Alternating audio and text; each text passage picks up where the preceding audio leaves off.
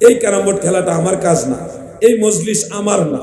একটা কথার কথা বলতেছি, একটা মজলিস যেখানে গুনার হওয়ার সম্ভাবনা আছে, ওইখানে আপনাকে অন্যান্য লোকেরা বলতে দোস্ত আসো ওখানে যাই, আপনার মনের ভিতরে একটা কথা জাগ্রত হলো, আমি তরিকাপন্থী মানুষ, আমি অলি ভক্ত মানুষ, পীর ভক্ত মানুষ, এই মজলিসে যাওয়া আমার ঠিক না। ওই আত্মা আপনাকে মানে নফসে মুতমাইন্না আপনাকে ওই খারাপ কাজ থেকে অটোমেটিক ফিরায় রাখে, এটাকে বলা হয় নফসে মুতমাইন্না। এই স্তরে গিয়েই আপনি আল্লাহর ওলি হতে পারবেন, আরো উপরের দিকে যেতে পারবেন। প্রিয় ভাই আমার, যতদিন পর্যন্ত এই নফসকে পরিশুদ্ধ না করতে পারবেন, ততদিন আপনি যতই নামাজ পড়েন, রোজা রাখেন, তাসবিহ পড়েন, তাহলিল করেন, যাই করেন, আত্মা শুদ্ধ না হলে আপনার বন্দেগী মহান আল্লাহ তাআলা পর্যন্ত কবুল হওয়ার সম্ভাবনা খুবই কম। কেন কম? আত্মা যদি শুদ্ধ না হয়, আপনার নফস যদি আপনার পবিত্র না হয়, তাহলে নামাজে কোনোদিন আপনার হুজুরি কাল হবে না। নামাজের মধ্যে ওয়াসওয়াসা আসবে, দুনিয়ার চিন্তা আসবে, আর এই ধরনের নামাজ আল্লাহ তাআলার দরবারে কবুল হয় না। আমার দয়াল নবীজি বলেছেন, قال رسول الله صلى الله عليه وسلم إن الله تعالى لا يقبل من عملكم إلا ما كان له خالصا رواه النسائي। আল্লাহর হাবিব বলেন, উম্মতেরা গো, ওই আমলগুলো আমার আল্লাহ কবুল করেন না যে আমলগুলি আমার আল্লাহর জন্য খালেস ভাবে করা হয় না। এক কথাই, লা সালাতা ইল্লা বিহুদুরিল কলব, হুজুরি দিল ব্যতীত নামাজ আল্লাহ কবুল করে না। আমার দাদু ভাইরা গো, নফস যদি পবিত্র না হয়, আত্মা জগতে যদি আপনি উন্নীত আত্মার অধিকারী না হন, আপনার বন্দিগিগুলি পরিপূর্ণতা হাসিল করবে না। যেমন কোরআনের মধ্যে আল্লাহ তাআলা নিজেই বলেছেন, قد أفلح من تزكى وذكر اسم ربه فصلى। অবশ্যই সফল কাম হবে ওই মানুষগুলো যারা আত্মাকে শুদ্ধ করেছে, ওয়াযাকার ইসমা রাব্বিহি, এবং রবের নামের জিকির করে, ফাসাল্লা, অতঃপর নামাজ আদায় করে। নামাজের কথা বলছে সবার শেষে, নামাজের কথা বলার আগে আমার আল্লাহ মাওলার জিকিরের কথা বলছে, জিকিরের কথা বলার আগে তাজকিয়ে নফস, আত্মশুদ্ধির কথা সবার আগে বলেছে। অতএব আমার ভাইরা গো, নামাজের ভিতরে জিকির আছে, এই জিকির মানে নামাজে দাঁড়াইয়া আল্লাহ আল্লাহ আল্লাহ, এই জিকির না। আকিমুস সালাত আলি যিকরি, এই জিকির মানে নামাজে দাঁড়ায়া ইল্লাল্লাহ ইল্লাল্লাহ, ওই জিকির না। এই জিকির হলো নামাজে মহান আল্লাহ তাআলাকে স্মরণ রেখে নামাজে সূরা কিরাত, রুকু, সিজদা সবকিছু করা, ওই স্মরণ রাখাটাকে বলা হয়েছে এখানে জিকরুল্লাহ, আল্লাহর জিকিরের নামাজ। এইজন্য তাসাউফ পন্থী যারা আছে, তারা যখন নামাজ পড়ে, তাদের নামাজটা পরিশুদ্ধ আত্মার অধিকারীদের নামাজ। এই নামাজ আল্লাহ তাআলার দরবারে কবুল হয়। আজ না হয় কাল বুঝবেন। আমাদের যুবক ভাইরা, যুব সমাজকে আমি বিশেষ করে অনুরোধ করব, আপনারা আল্লাহর ওলিদের সোহবতে গিয়ে বসেন। যদি আল্লাহর ওলিদের সোহবতে আপনারা না বসেন, বহু রকম শয়তান আছে, তারা এসে আপনার ঈমানকে নষ্ট করে দিবে, আমলকে নষ্ট করে দিবে। একজন এসে বলবে এভাবে দোয়া করা যাবে না, তার ফতোয়া মোতাবেক আপনি দোয়া ছেড়ে দিতে বাধ্য হবেন, কারণ ওই শায়েখের সাথে ইলমি মোকাবেলা করার মতো যোগ্যতা আপনার নাই। আরেকজন এসে বলবে এভাবে জিকির করা যাবে না, তার কথা শুনে আপনি জিকির বন্ধ করে দিতে বাধ্য হবেন, কারণ তার কথার সাথে মোকাবেলা করার ক্ষমতা আপনার নাই। আরেকজনে বলবে শবে বরাত, শবে মেরাজ, এই রাত ওই রাত, এগুলির মধ্যে কোনো নামাজ নাই, তার কথা শুনে আপনি নফল বন্দেগী ছেড়ে দিতে বাধ্য হয়ে যাবেন। তার প্রটেস্ট করার মতো ক্ষমতা আপনার নাই, আপনি সাধারণ মানুষ, ইলমে দ্বীনের পরিপূর্ণ জ্ঞান আপনার নাই। আরেকজন এসে বলবে কবরস্থানে, মাজারে যাওয়া যাবে না, ওখানে হাত তুলে দোয়া করা যাবে না, তবারক করা যাবে না, এই করা যাবে না, সেই করা যাবে না। এইভাবে দেখবেন যুবক ভাইরা, আপনারা আল্লাহর ওলিদের সোহবত থেকে দূরে থাকার কারণে চতুর্মুখী নফসে আম্মারার অধিকারী এই ছোট ছোট শয়তানরা আপনার ঈমানও নষ্ট করে দিবে, আমলও নষ্ট করে জাহান্নামের লাকড়ি বানিয়ে ছাড়বে। এজন্য বাঁচতে হলে যুব সমাজ, তোমরা যদি দুনিয়া এবং আখিরাতে কল্যাণ চাও, ভালাই চাও, তাহলে আল্লাহর ওলিদের সোহবতে যাও। যদি ঠকিতে না চাও, হাতে এসে বসো, পীরের নিকট যে ঘেসে, হৃদয়া কোষে মহোপদেশে, মনে মুখে মুহাম্মদ শব্দ বলো। আল্লাহুম্মা সাল্লি আলা সাইয়্যিদিনা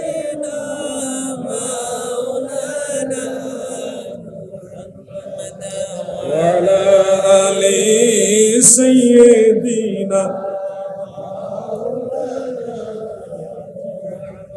আমি আপনাদেরকে তথ্য নির্ভর কিছু কথা বলার চেষ্টা করব। আশা করি আপনারা মনোযোগ দিয়ে শুনতেছেন এবং শুনবেন। মনোযোগ দিয়ে শুনছেন, আমি দেখতেছি শুনতেছেন। এই ধরনের ওয়াজ খুব কম হয়। অনেকে দাঁড়িয়ে দাঁড়িয়ে শুনছেন, ওনারা খুব মনোযোগ দিয়ে শুনতেছেন, আমি লক্ষ্য করছি। ওনারা যদি বসে বসে শুনেন আরো একটু ভালো হবে, মাহফিলের মজলিসের সৌন্দর্য আরো বাড়বে, আমারও কথা বলতে ভালো লাগবে। আর কথাই বলবো আধা ঘন্টা, এইটুকু সময় আশা করি আপনাদের আন্তরিকতার সাথে উপস্থিতি পাবো। তবে বসার কথা বলছি এই কারণে, চলে গেলে তো হবে না, দাঁড়াইয়ে শোনা ভালো। আপনাদেরকে অনুরোধ করতেছি, সম্ভব হলে বসেন।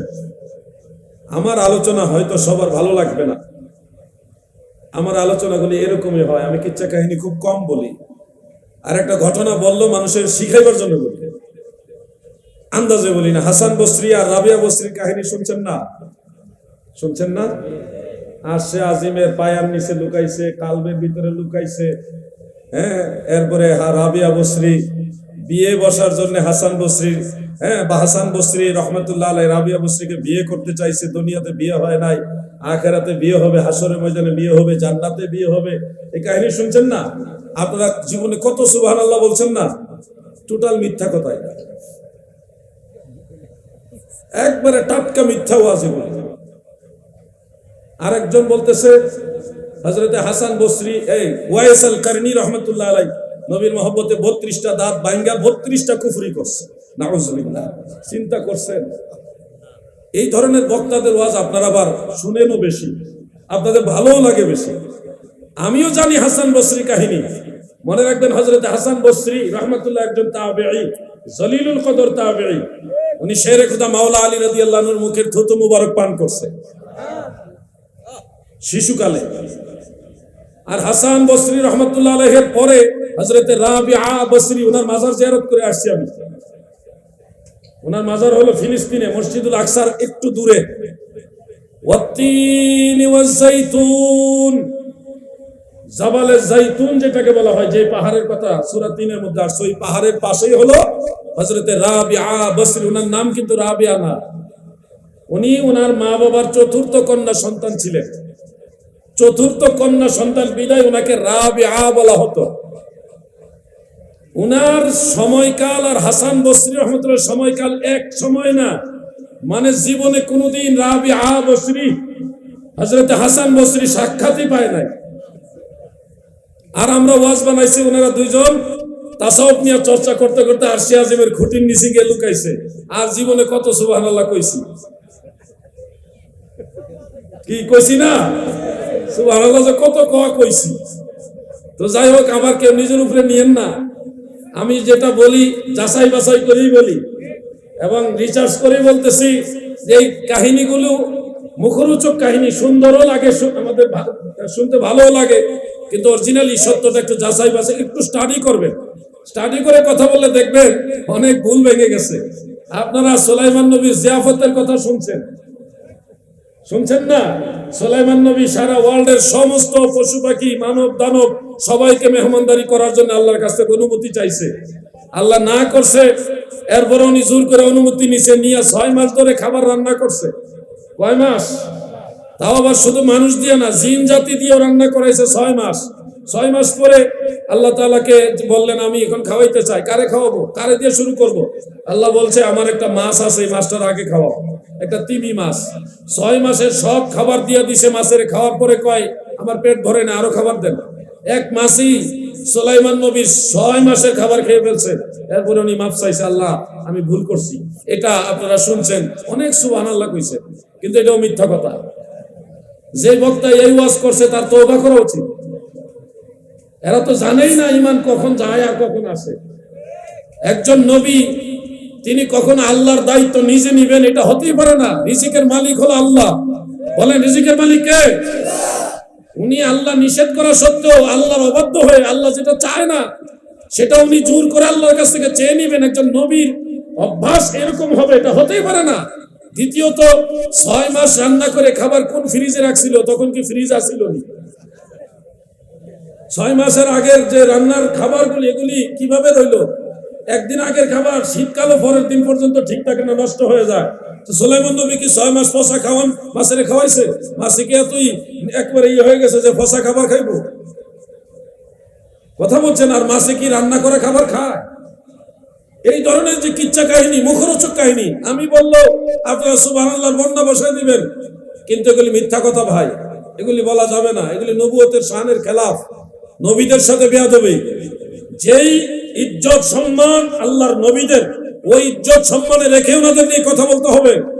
আপনারা শুনেছেন ইদ্রিস নবী জান্নাতে গেছে, ইদ্রিস নবী জান্নাতে গেছে, এবং অনেক বক্তারা বলে এখনো ইদ্রিস নবী জান্নাতে আছে। টোটাল মিথ্যা কথা। জান্নাতে সর্বপ্রথম যিনি যাবেন তিনি আমাদের দয়াল নবী। আমাদের নবীর আগে কোন নবী জান্নাতে যেতে পারবে না। একেবারে সহিহ হাদিস, ইন্নাল জান্নাতা হুররিমাত আলাল আমবিয়াই হাত্তা আদখুলাহা। সমস্ত নবীদের জন্য জান্নাত নিষিদ্ধ যতক্ষণ নয় জান্নাতে আমি রাসূলুল্লাহ প্রবেশ না করি। সুবহানাল্লাহ।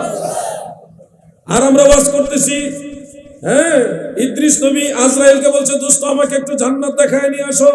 আজরাইল বন্ধুর দাবি রাখার জন্য ওনাকে ডানার মধ্যে তুললেন, পাখার মধ্যে তুলে 7 আসমান পার হয়ে জান্নাতে ঢুকাইলেন। ওয়াদা করছে বন্ধু তুমি কিন্তু এটুকু সময় পরে চলে এসো। এখন ওয়াদা করে হযরত ইদ্রিস আলাইহিস সালাম জান্নাতে ঢুকছে। জান্নাতে এত সুন্দর জান্নাত থেকে উনি তার বের হয়ে আসতে চায় না। আজরাইল ডাকতেছে আসেন বন্ধু, সময় শেষ, আসেন। ইদ্রিস নবীকে এত সুন্দর জান্নাত ফেলে যাব না। এখন উনি যাইতে রাজি না, ওয়াদা করে গেছে, তারপরে আসে না। এরপরে আজরাইল ওখান থেকে ফেরত আসছে, এখনো ইদ্রিস নবী জান্নাতে রয়ে গেছে। আমি যদি একটু সুর লাগাই, মজা লাগাই, এই ওয়াজটাই করতাম, আপনারা বেশিরভাগ মানুষ সুবহানাল্লাহ কইতেন। কিন্তু এটা টোটাল মিথ্যা ওয়াজ, অরিজিনাল ওয়াজ এটা না। এই ধরনের ওয়াজ যারা করে তাদের তওবা করতে হবে। আন্দাইলে কোন সময় ঈমান গেছে উনি তার জানে না, টের পাইবে মরার পরে। আপনারা বলুন, আজরাইলের কোনো ক্ষমতা আসেনি আল্লাহর পারমিশন ছাড়া কাউকে আসমানের উপরে নেওয়া? জান্নাতে আমার আল্লাহর পারমিশন ছাড়া কোন মানুষ যাবে, এটা কি কারো কোনো ক্ষমতা আছে নাকি? আজরাইল আলাইহিস সালাম আল্লাহর পারমিশন ছাড়া ইদ্রিস নবীকে জান্নাতে ঢুকাই দিয়েছে। আর নবীজি মেরাজে যাওয়ার সময়, আমাদের নবী মেরাজে যাওয়ার সময় প্রতি আসমানে জিজ্ঞাসা করা হয়েছে না, এরপরে ঢুকাইছে। আর আজরাইল আলাইহিস সালাম ইদ্রিস নবীকে নিয়ে জান্নাতে ঢুকে গেছে, আল্লাহর পারমিশন লাগছে না। মিথ্যা কথা যে বলে এটার পিছনে কিন্তু একটা আলামত থেকে যায়। এরপরে জান্নাতে ঢুকছে, ওয়াদা করছে, একজন নবী ওয়াদা করছে যে আমি এতটুকু পরে বের হয়ে আসবো। ওয়াদা করার পরেও তিনি জান্নাত থেকে বের হয়ে আসে নাই। তার মানে বোঝা যায় গেল আল্লাহর নবী ওয়াদা খেলাপকারী। নাউজুবিল্লাহ বলে। সাধারণ মুসলমান ওয়াদা খেলাপ করলে মুনাফিক হয়ে যায়। আর একজন নবিউল্লাহ জলিলুল কদর, একজন আল্লাহর রাসূল, আল্লাহর নবী, উনি ওয়াদা খেলাপ করেছে। এটা আমরা কি সুন্দর ওয়াজ করতেছি আর সুবহানাল্লাহ গাইতেছি। এরপর উনি জান্নাতে রয়ে গেছে। এখন এগুলি মিথ্যা ওয়াজ। ইদ্রিস নবীর মূল ওয়াজটা হলো ওনার ইন্তেকাল লেখা আছে 4th আসমানে। ইন্তেকালের ঠিক পূর্বে আল্লাহ তাআলা আজরাইলকে বললেন তুমি যাও 4th আসমান থেকে ইদ্রিস নবীর রূহ মুবারক কবজ করো। আজরাইল তাকায় দেখে ইদ্রিস নবী জমিনে। ইদ্রিস নবী কোথায়? জমিনে। আল্লাহ আদেশ দিয়েছে ওনার রূহ মুবারক কবজ করতে হবে 4th আসমানে। আজরাইলে মিল পায় না, কেমনে কি? তখন ইদ্রিস নবী একজন ফেরেশতাকে অনুরোধ করলেন, জমিন থেকে অনুরোধ করলেন আমাকে একটা আসমানে নিয়ে যাও, আমার খুব ইচ্ছা, আমি আসমান দেখবো। ওনার ইচ্ছা জন্মাইলো। তখন ওই ফেরেশতা আল্লাহর কাছে বললেন, হে পরওয়ারদিগার, আপনার নবী আসমান দেখতে চায়, কি করব? আল্লাহ বলল তাড়াতাড়ি লই আয়। ওই ফেরেশতা আল্লাহর আদেশে ইদ্রিস আলাইহিস সালামকে 4th আসমানে নিয়ে গেল। যাইয়াই দেখে আজরাইল ওই মাত্র আসছে, উনি ওই মাত্র গেছে। দুইজনে মুখোমুখি। ঘটনা কি? আপনি কে? আমি মালাকুল মউত। আপনি এখানে কেন? আমি আসমান দেখতে আসছি। তো এই জন্যই বুঝলাম আল্লাহ আমার এখানে পাঠাইছে। আমি দেখলাম একটু আগে আপনি জমিন, এখন এখানে আসলেন কিভাবে? আমি ফেরেশতার মাধ্যমে আসমান দেখতে আসছি। তো আল্লাহ তাআলা ঠিকই বলছেন, আমাকে আল্লাহ পাঠাইছে আপনার রূহ মুবারক কবজ করার জন্য। ওখান থেকে ওনার রূহ মুবারক কবজ করেছেন এবং পরে রূহ মুবারক ফেরত দিয়েছেন। এই জন্য দুনিয়াতে ইদ্রিস নবীর মাজার নাই, ওনার মাজার দুনিয়াতে নাই। উনি এখনো 4th আসমানে আছে, জান্নাতে না। এই রঙ্গিলা ওয়াজ শুনে, সুরেলা ওয়াজ শুনে, হে যুবকরা কত সুবহানাল্লাহ বলো। এই ওয়াজে মজা লাগে। আর আলাউদ্দিন জিহাদি নফসের ওয়াজ করে, দলিলের ওয়াজ করে, মজা লাগে না? মজা লাগবো, মইরা দেখো। এই মিছা মিথ্যা ওয়াজ শুনে কত সুবহানাল্লাহ কইছে। কইলেও তো এক জ্বালা নাকি? কইলেও তো জ্বালা। কেনা যে কোন ওয়াজ করে রাখছে, কার উপরে যে গিয়ে পড়ে বলাও তো যায় না, আর বললো তুমি বিপদ। হাসান বসরি রহমতুল্লাহ একজন আল্লাহর ওলি, উনি একজন তাবেঈ, উনি আসিলেন, উনি সঠিক লোক। হযরত রাবিয়া বসরি রহমতুল্লাহ আলাইহা তিনিও একজন আল্লাহর একজন ওলি, মহিলাদের মধ্যে একজন, অনেক উঁচু মাপের ওলি, উনিও সঠিক। কিন্তু ওই কাহিনী যেটা বলা হয় এটা কিতাবুল আন্দাজ, কিতাবুল আন্দাজ। শুনেন, আমি বেশি সময় আপনাদের বিরক্ত করব না, শুধু এটুকু বলি যুবক ভাইদের উদ্দেশ্যে, আপনারা ওলি আল্লাহ মুখী হন, পীর মুর্শিদ মুখী হন, নাইলে আপনারা দুনিয়াতে ক্ষতিগ্রস্ত হবেন, আখিরাতেও ক্ষতিগ্রস্ত হবেন। এই দিন দিন না, আরো দিন আছে, এই দিনে টেনে নিবে সেই দিনের কাছে। আমার দাদা একটা গজল গাইতেন তাহাজ্জুদ নামাজের সময়, এই দুনিয়া মুসাফির খানা মন জানো না,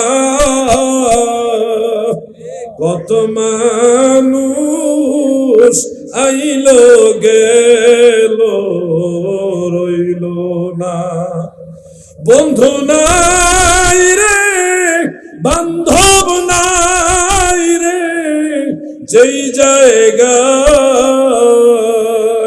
ওই জায়গার বান্ধব নবী মুস্তাফা আল্লাহুম্মা সাল্লি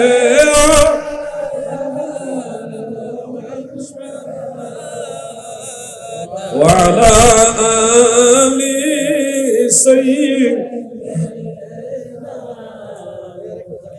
গলা ধার দেওয়ার দরকার আছে, কারণ হইল গতকাল আমার উপর অনেক বড় তুফান গেছে। মাহফিল করতে গেছি কুড়িগ্রাম নাগেশ্বরীতে, হেফাজতে ইসলাম চরমুনাইয়ের যে ইসলামী আন্দোলন এবং কওমি অঙ্গনের 6টা সংগঠনের পক্ষ থেকে সমস্ত সুন্নি আলেম যারা আছে, আমি সহ, তাদেরকে মাহফিল না করতে দেওয়ার জন্য লিখিত অভিযোগ করছে থানায়, যার কারণে মাহফিল হবে না। মাহফিল রেডি, তাদের শর্ত হলো মাহফিল করতে হলে আমাদের সাথে বাহাস করতে হবে। আমি এত দূর থেকে জার্নি করে গেলাম, যখনই খবর পাইলাম কষ্ট পাইলাম, মেহমান হিসেবে এত দূর গেলাম, মাহফিল করতে দিবে না, ওনাদের সাথে বাহাস করে তারপরে মাহফিল করতে হবে, এটা কেমন আচরণ? আমাদের এলাকায় তো কওমি অঙ্গনের বিভিন্ন ঘরানার আলেমরা আসে, আমরা কি এরকম করি যে আমাদের সাথে বাহাস করে তারপরে মাহফিল করবেন? আমরা তো এরকম করি না। যার যার বক্তব্য দেওয়ার স্বাধীনতা আমরা দেই, বক্তব্যের মধ্যে ভুল বক্তব্য থাকলে সেটা আমরা রদ করি, খণ্ডন করি, কিন্তু মাহফিলে বাধা দেই না, যার যার কথা সে বলবে। তখন আমি প্রস্তাব দিলাম যে ওনারা যদি মাহফিল করতে অনুমতি দেন তাহলে ওনাদেরকে আমরা আমাদের মাহফিলে সরাসরি প্রশ্ন করার অনুমতি দিব। ওনারা বলল না, প্রশ্ন করব না, এই শর্তে ওনারা রাজি না। যারা জেলা বিএনপির দায়িত্বশীল লোক ছিলেন ওই এলাকার এবং থানায় বিএনপির যারা লোক ছিলেন, তাদের মাধ্যমে প্রস্তাবগুলি দিয়েছি। ওনারা বলল আমরা এই শর্ত নিব না।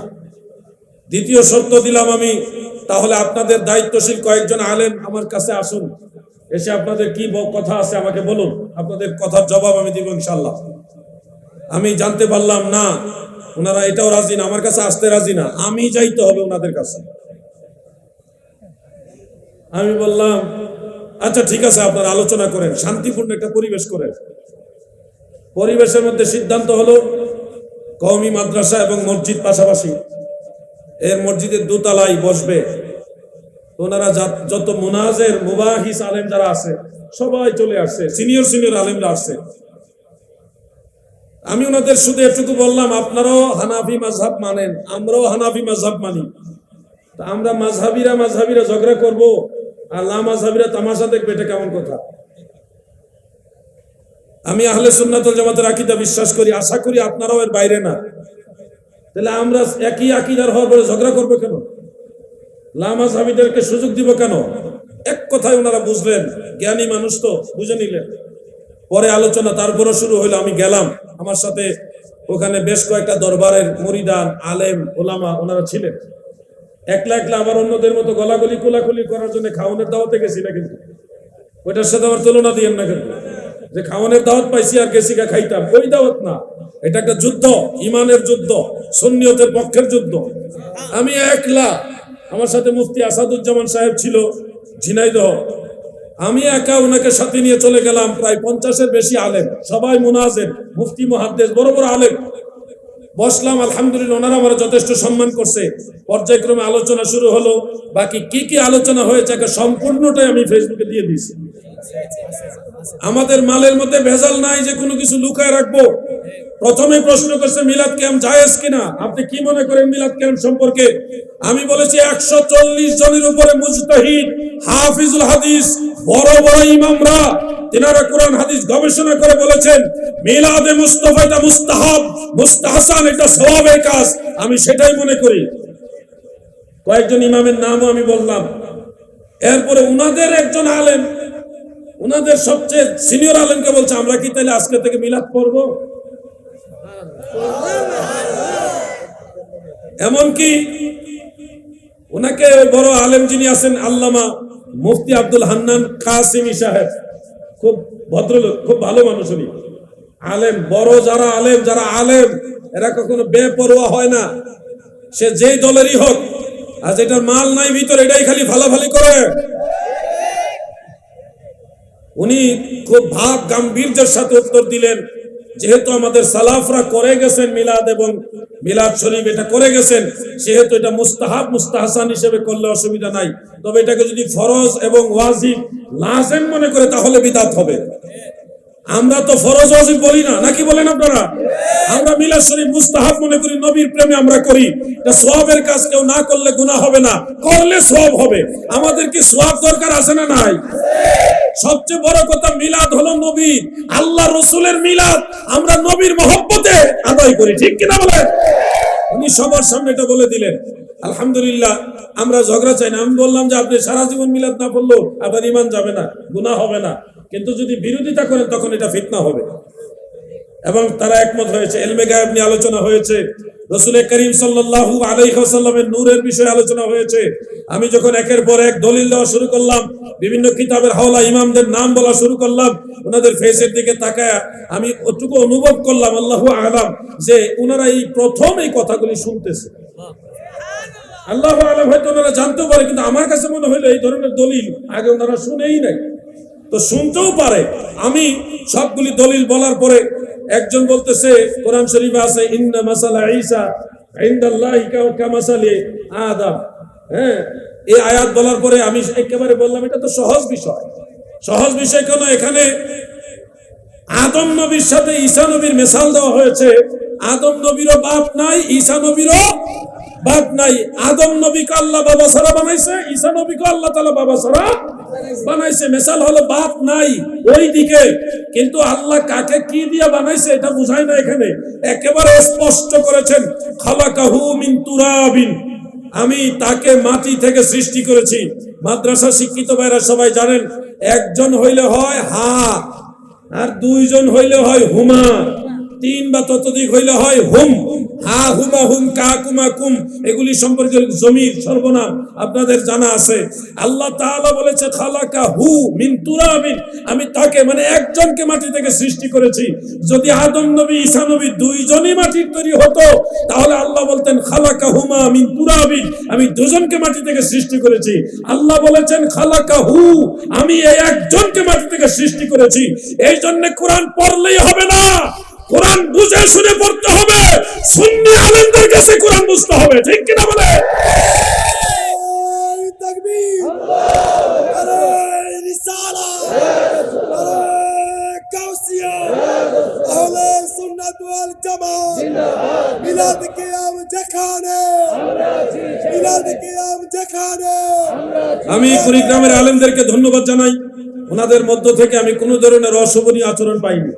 ওনারা যথেষ্ট ভদ্রতার সাথে আমার সাথে কথা বলার চেষ্টা করেছেন, এবং তারা তারাই তো সবাই। আমি একাই ছিলাম, মুফতি আসাদ সাহেব সহ আমাদের সাথে বিএনপির যুব দলের একজন লিডার ছিলেন, আরো দুই একজন মান্যগণ্য লিডার ছিলেন, এবং এলাকার যারা মান্যগণ্য বিভিন্ন তরিকতপন্থী তারাও ছিলেন। আলহামদুলিল্লাহ, আমি ধন্যবাদ জানাই। এইভাবে আমাদেরকে কাছে আসতে হবে। দেখেছি ইলমে গায়েবের আলোচনা করে উনিও যা বলতেছেন ঘুরে গেলে আমরাও তাই বলি। মানে পেছাইয়া পুছাইয়া আর ডাইরেক্ট, একজন এমনে আরেকজন ডাইরেক্ট এমনে। আমরা বললাম ডাইরেক্ট বলি নবী গায়েব জানে, গায়েবের সংবাদদাতা। নবীকে গায়েব জানাইছে আল্লাহ, এটা গায়েবে আতাই। আমরা কিন্তু কখনোই বলি না নবীজি গায়েবে জাতি, আল্লাহর যে খাস গায়েব এটা নবী জানে, এটা বলি না, ওটা আল্লাহর জন্য খাস। নবীজি যেটা গায়েব জানে এটা হলো গায়েবে আতাই। ওই হিসাবে নবী মুখবিরুল গায়ব, গায়েবের সংবাদদাতা। যত গায়েব আল্লাহ থেকে আমরা ডাইরেক্ট জানি নাই, আল্লাহ থেকে নবীর মাধ্যমে জানছি, ঠিক কিনা বলেন? এইটাকে বলা হয় মুখবিরুল গায়ব। আখবারা ইখবিরু ইখবারান ফাহুয়া মুখবিরুন, আকরামা ইউকরিমু ইকরামান ফাহুয়া মুকরিমুন।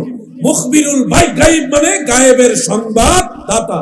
দেখলাম ঘুরে ঘুরে একই কথা। আমি সময়ের সংকলন হবে না বিদায়, মাগরিবের সময় হয়ে গেছিল, এজন্য হাজির নাজিরের বিষয়টার আলোচনা করার সুযোগ হয় নাই। আপনাদেরকে বলবো, ও যুবক ভাইরা, মুরব্বী বাবারা, সর্বস্তরের ভাই বাবারা, আপনাদেরকে বলছি, সুন্নি জামাত এটা আমাদের কোনো দরবারের বানানো দল না, এটা কোনো পীর মাশায়েখের ব্যক্তিগত দলও না, এটা কোনো ব্যক্তি বা কোনো এলাকার দল না। সারা ওয়ার্ল্ডে নবীজির জামানা থেকে কিয়ামত পর্যন্ত ইমাম মাহদী আলাইহিস সালাম পর্যন্ত সব হকপন্থীরা হবে আহলে সুন্নাত ওয়াল জামাত। যে হারা নামাজ পড়ে এই জন্য ঠিক, নামাজ সবাই পড়ে, সুন্নিরাও পড়ে, বাতিলরাও পড়ে। ও ভাই আমার, নামাজ দেখলে দৌড় মাইরো না, অলৌকিক ঘটনা দেখলে দৌড় মাইরো না। কিয়ামতের পূর্বে এই জমিনের মধ্যে একজন ব্যক্তি আসবে, তার নাম হলো দাজ্জাল। তার নাম কি? দাজ্জাল পৃথিবীতে আসবে, এসে সে এমন এমন ঘটনা ঘটাবে যেগুলি দেখে মানুষ বাধ্য হয়ে যাবে তাকে মানা। সে কি করবে শুনে, আমি একটা লক্ষণ বলে দিই। এসেই যার রোগ কোনোদিন ভালো হয় না, শরীর পচা রোগ হয়ে গেছে, এমন রোগ হয়েছে কোনো ডাক্তারের চিকিৎসায় রোগ ভালো হয় না, দাজ্জাল এসে ওই রোগীর গায়ে হাত মাসেহ করলে, হাত লাগাইলেই তার রোগ এক মুহূর্তের মধ্যে ভালো হয়ে যাবে। মানুষ এই দৃশ্য দেখে আশ্চর্য হয়ে যাবে, ওরে বাবা, ওই লোক কিন্তু পাওয়ারফুল লোক, হাত লাগাইলে রোগ ভালো হয়ে যায়। আপনারাও কিন্তু পাগল পারা হয়ে যাবে, এই মারাত্মক পাওয়ারের লোক, হাত লাগাইলে রোগ ভালো হয়ে যায়। যেই রোগ কোনো ডাক্তারের চিকিৎসা ভালো হয় না, দাজ্জালে সেটা করবে।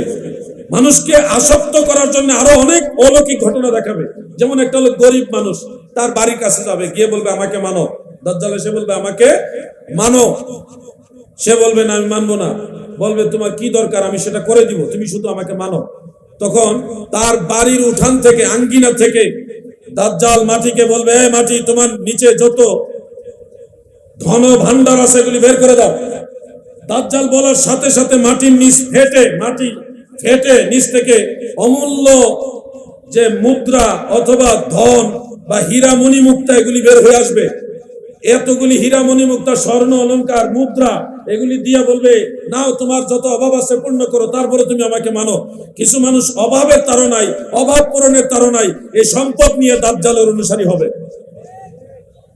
এরপরে দাজ্জাল আরো কিছু করবে, যেমন একটা এলাকায় যাবে, গিয়ে দেখবে এলাকার সমস্ত ফসল নষ্ট হয়ে গেছে পোকায় বা কোনো ধরনের ভাইরাসে। দাজ্জাল বলবে, তোমরা আমাকে মানো, আমাকে যদি মানো তাহলে তোমাদের সকলের সম্পদ, এই ফসল আমি মুহূর্তের মধ্যে ঠিক করে দিব। সবাই বলবে যে আপনি এটা করে দিতে পারলে আপনাকে মানবো। ভাই, এখানে বসে এমনি এমনি করলে কেউ আসন্ত না। কিতা হইছে কর, আমি কইয়া দিই। এই সানাসুরা লয়, কেডা রে সানাসুরা লয়,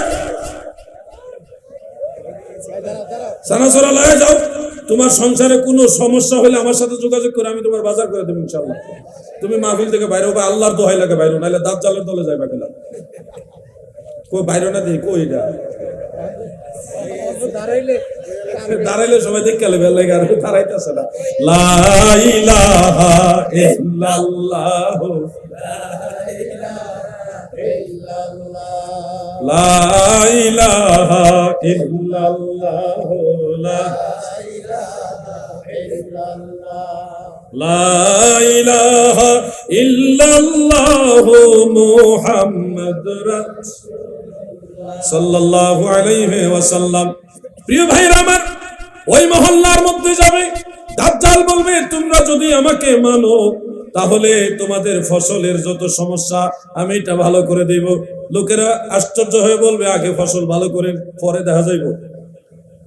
দেখা যাবে দাজ্জাল জমির কিনারে দাঁড়ায় বলবে তোমরা সবাই সুস্থ হয়ে যাও। বলার পরে কিছুক্ষণের মধ্যেই পুরা জমির ফসল আগের মতো তাজা হয়ে যাবে। মানুষ দেখে আশ্চর্য হয়ে যাবে, ঘটনা কি এই লোকের কথা জমির ফসলও শুনে। তখন দলে দলে মানুষ দাজ্জালের দলে চলে যাবে। দাজ্জাল এসে এই খেলাগুলি দেখাবে। খুব বেশি দূরে না, আবার অনেক বেশিও দূরে হতে পারে, তবে ওয়েট এন্ড সি। দেখেন অবস্থা ভালো না, লক্ষণ খুব খারাপ, আগের থেকে অ্যালার্ট করে দিচ্ছি। দাজ্জাল এসে মানুষকে মারবে, কেটে টুকরা করবে। একজন যুবককে সে বলবে তুমি আমাকে মানো। সে যুবক বলবে তুমি কে? সে বলবে আমি মাসিহ। সে বলবে মাসিহ। দাজ্জাল বলবে না, সে বলবে মাসিহ, আমাকে মানো। যুবক বলবে না তুমি দাজ্জাল, তুমি দাজ্জাল, আমি তোমাকে মানবো না, তোমার কথা আল্লাহ রসুল বলে গেছে। এই কথা বলার পরে দাজ্জাল রাগান্বিত হয়ে তাকে হত্যা করবে এবং হত্যা করে বলবে, মানুষদেরকে বলবে আমি তাকে হত্যা করে জোড়া লাগাবো, জীবিত করব, যদি করি তাহলে আপনারা আমাকে বিশ্বাস করবেন কিনা। অন্য মানুষরা বলবে আগে করেন। যুবককে তখন কাটবে, টুকরা করবে, করে আবার দাজ্জালকে আল্লাহ পাওয়ার দিয়ে দিবে, সে মরা মানুষটাকে আবার জীবিত করবে। করার পরে অন্যান্য মানুষেরা যারা ঈমান রাখতে পারবে না তারা বলবে হায় দাজ্জালের তো বিশাল পাওয়ার, অনেকেই দাজ্জালের দলে চলে যাবে। কিন্তু ওই যুবক বলবে, জীবিত হওয়ার পরে বলবে আমি এখন নিশ্চিত হলাম আপনি দাজ্জাল। কারণ আল্লাহ রাসূল সাল্লাল্লাহু আলাইহি ওয়াসাল্লাম বলে গেছেন এই ঘটনা ঘটবে। কিন্তু আমি যে সেই যুবক এটা তো আমি জানতাম না, আমি শিওর হইলাম আপনি দাজ্জাল, আপনাকে মানা যাবে না। এরপরে দাজ্জাল ওনাকে আবার হত্যা করতে চাইবে, কিন্তু আর হত্যা করতে পারবে না। এটা সহিহ মুসলিমে আছে। প্রিয় ভাইরা, দাজ্জাল এসে এমন কিছু ঘটনা ঘটাবে, আকাশে মেঘ নাই, একটা এলাকা যাবে, গিয়ে দেখবে খরা, বৃষ্টি হয় না, যার কারণে ফসল হয় না, মানুষের অভাব অনটন লেগে থাকবে। দাজ্জাল ওই এলাকায় গিয়ে বলবে তোমরা আমাকে মানো, যদি মানো তাহলে আমি বৃষ্টি নামিয়ে দিব। লোকেরা বলবে বৃষ্টি আবার কিভাবে নামবে, এতদিন বৃষ্টি হয় না, আপনি আবার বৃষ্টি নামাবেন কিভাবে? তো দাজ্জাল বলবে আমি নামায় দিতে পারলেই তো তোমরা আমাকে মানবে। সবাই বলবে আচ্ছা আগে নামান দেখি। তখন দাজ্জাল আসমানের দিকে ইশারা করবে, এই যুবকরা শোনো, বৃষ্টি আকাশে মেঘ লেশ মাত্র থাকবে না, এক ফুটও মেঘ থাকবে না। কিন্তু দাজ্জাল আসমানের দিকে ইশারা করে যখন মেঘমালাকে ডাকবে তোমরা আসো, এসে জমিনে বর্ষণ হও, দাজ্জালের হাতের ইশারার সাথে সাথে মেঘ জমবে এবং মুহূর্তের মধ্যে বৃষ্টি নামবে এবং জমিনের মধ্যে ফসল হবে। এই দৃশ্য দেখে লক্ষ লক্ষ মানুষ দাজ্জালের দলে চলে যাবে। আপনারাও কিন্তু যদি শুধু এটুকু খবর পান যে দাজ্জালে পানি ভরা দিলে ভালো হয়ে যায়, তাহলে কিন্তু আমরা দলে দলে দাজ্জালের দলে যাওয়ার লোকও এরকম আছে। এজন্য অলৌকিক ঘটনা দেখে দৌড়াবেন না, দেখবেন ওনার মধ্যে নবীর শরীয়ত আছে কিনা, আহকামে শরীয়ত আছে কিনা, নবীর সুন্নত আছে কিনা, নবীর তরিকা আছে কিনা, নবীর সে আদর্শ আছে কিনা। এরপরে কারামত, অলৌকিক ঘটনা পরে, আগে হলো নবীর তরিকা, নবীর সুন্নত। এটা যদি না থাকে, শুধু কারামত আছে, বুঝবেন এখানে কোনো ঝামেলা। যুবক ভাইয়ের আমার, এখন যে প্রেক্ষাপট চলছে, আমার ভয় হচ্ছে শাহ নেয়ামতুল্লাহ কাশ্মীরি রহমাতুল্লাহ আলাইহির ভবিষ্যৎবাণী অনুযায়ী অচিরেই গাজওয়াতুল হিন্দের যুদ্ধ শুরু হয়ে যাবে। সেটার প্রস্তুতি মনে হয় আমাদের নিতে হবে। সময় খুব ভালো বোঝা যাচ্ছে না। এই বাংলার জমিনে একের পর এক বহু মানুষ তারা রক্তাক্ত হয়ে যাবে, মারা যাবে। মানুষ লাশের পরে লাশ পরে থাকবে, জানাজা পড়ার লোক থাকবে না। এমন একটা সময় মনে হয় শুরুই হয়ে গেছে। লাশের পরে লাশ পরে থাকবে, জানাজা পড়ার লোক থাকবে না গো। ভাই ভাইকে মেরে ফেলবে। দয়াল নবীজি বলেছেন একজন আরেকজনকে হত্যা করবে, কিন্তু সে জানবে না কেন হত্যা করছে। যাকে হত্যা করা হচ্ছে সেও জানবে না আমাকে কেন হত্যা করা হচ্ছে। এই পরিবেশ পরিস্থিতি আমরা এখন বাংলাদেশে দেখতেছি, বহির্বিশ্বে আছে। শোনো হে ভাই আমার, যেইভাবে সাম্প্রদায়িক উস্কানি এবং সাম্প্রদায়িক দ্বন্দ্বের দিকে আমরা এগিয়ে যাচ্ছি, শাহ নেয়ামতুল্লাহ কাশ্মীরি রহমাতুল্লাহ আলাইহি 950 বছরের মতো আগে এই ভবিষ্যৎবাণী করেছেন। এই ভূখণ্ডটা আমাদের মাতৃভূমি, এই বাংলাদেশ মুসলিম অধ্যুষিত এই এরিয়াটা ভারতের আন্ডারে পুরোপুরি চলে যাবে এবং সেই সময় বিশাল বড় রক্তক্ষয়ী সংঘর্ষ হবে, বহু মানুষের ক্ষয়ক্ষতি হবে, প্রচুর ক্ষয়ক্ষতি হবে। এরপরে আপনি ভাবতেছেন ক্ষমতায় যাবেন, এই করবেন সেই করবেন, যদি ওইটা হয়ে যায় তাহলে আমও যাইবো, সালাও যাইব, ক্ষমতাও যাইব, দেশও যাইব, সবই যাইব। এই দখল হওয়া ভূখণ্ড উদ্ধার করবে কারা জানেন? বাঙালিরা না, বাংলাদেশের মুসলমান না, কোন যুবক না, কোন কলেজ না, কোন মেধাবী না। এই ভূখণ্ড পুনরায় উদ্ধার করবে আফগানিস্তানের মুসলমানরা আর পাকিস্তানের একটা অংশ। তারা এসে পুনরায় আবার এই মুসলিম এই অধ্যুষিত এলাকাটা মুসলমানদের আড্ডারে নিবে। ভাইরে, আমরা যে কোন দিকে যাচ্ছে আল্লাহু আলাম, আমরা জানি না, অনেক কিছু টের পাচ্ছি না, বুঝতেও পারছি না। আমার কাছে মনে হইতেছে খুব তাড়াতাড়ি ইমাম মাহদী আলাইহিস সালামের দেখা আমরা পেয়ে যাব। এবং বাস্তবতার নিরিখে আমি যা বুঝতেছি 2028 সালের মধ্যেই হয়তো আপনারা ইমাম মাহদী আলাইহিস সালামের দেখা পেয়ে যাবেন। যদি এর মধ্যে উনার আবির্ভাব না হয় তাহলে আরো 100 বছর বা আরো বেশি সময় দেরি হবে। যদি এমন হয়ে যায় তাহলে কিন্তু এই 28 সালের আগেই হয়ে যাবে অনেক কিছু। আর যদি এইটুকু সময় না হয়, আল্লাহর কাছে দোয়া করেন আল্লাহ যেন আরো রহমত বরকত দান করেন। যদি এই সময় না হয় তাহলে আগামী কমপক্ষে 100 বছর পরে হবে, ইসরায়েলের পতন হয়ে যাবে।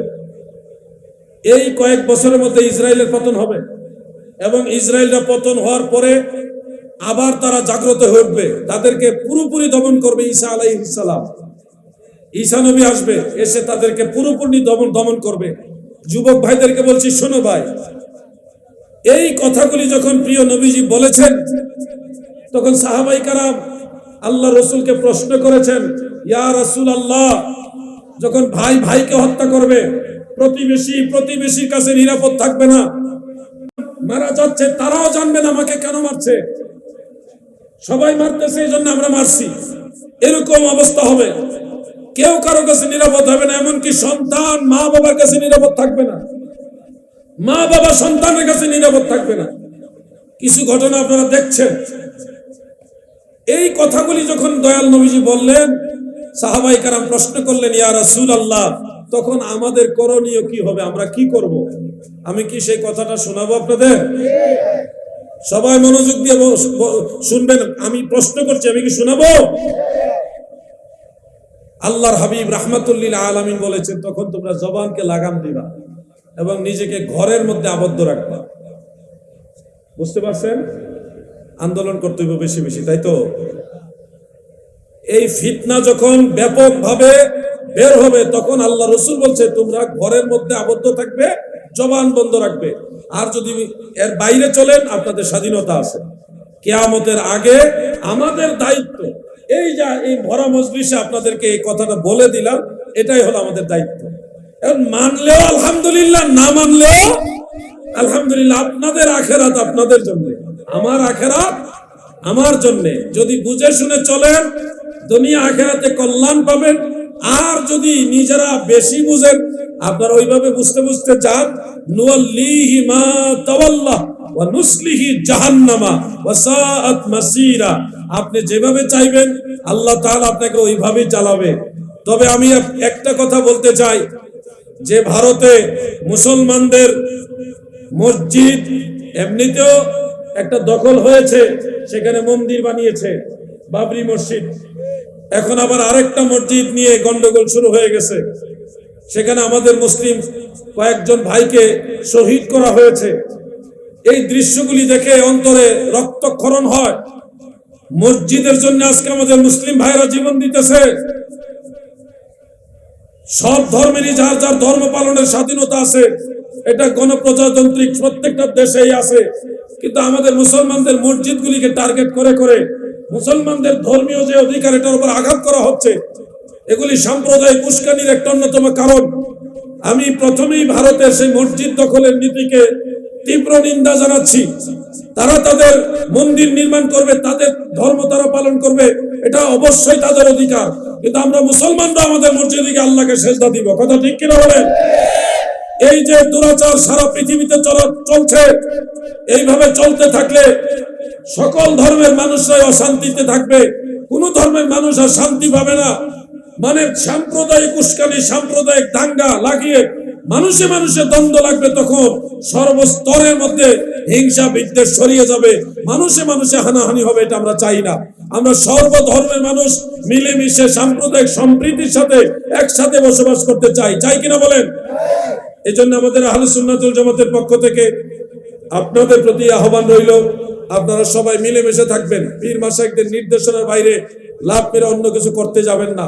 সময়টা ভালো না দাদু, আমার টাইম 9টা পর্যন্ত ছিল, আমি সেই 9টা পর্যন্ত আলোচনা করলাম। আপনাদের সবার কাছে দোয়া চাইলাম, সবাই আমার জন্য দোয়া করবেন, আমিও আপনাদের সবার জন্য দোয়া করব।